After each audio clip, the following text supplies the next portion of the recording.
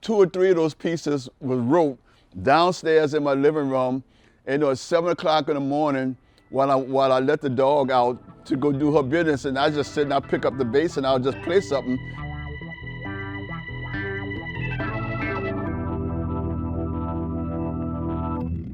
The new recording entitled Crying for Hope by Runnin Pardners was a project that actually started a couple of years ago with the previous guitarist, Brent Anderson, in the band. That whole project kind of got put on the side, and I just kind of dumped it, didn't do nothing with it. So one day I was kind of pulled up the tracks and I was listening to it, and I said, man, I should get Chris to replace these guitar parts. So we did. I had to take and upload the tracks to a Pro Tools cloud session, put up maybe the first 4 or 5 songs, and while doing that, all of a sudden my brain kind of clicked and I just started writing some new stuff.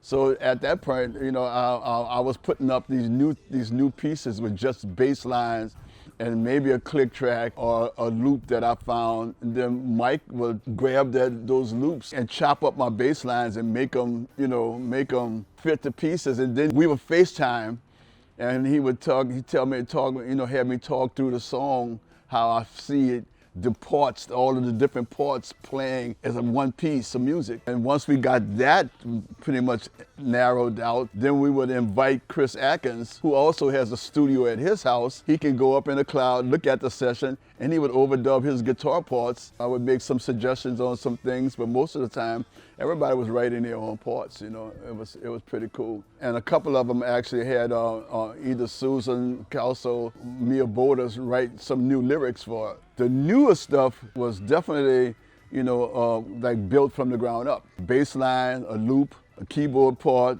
The drums didn't get put on until after all of our other 3 parts have been laid out. Terrence actually played, he got to play to a whole song. I thought that was a new way of doing things, and I believe that, with today's atmosphere, that I think there are more people doing that. I'm not sure if they're all using Pro Tools, but they may be using some other program that allows them to do that.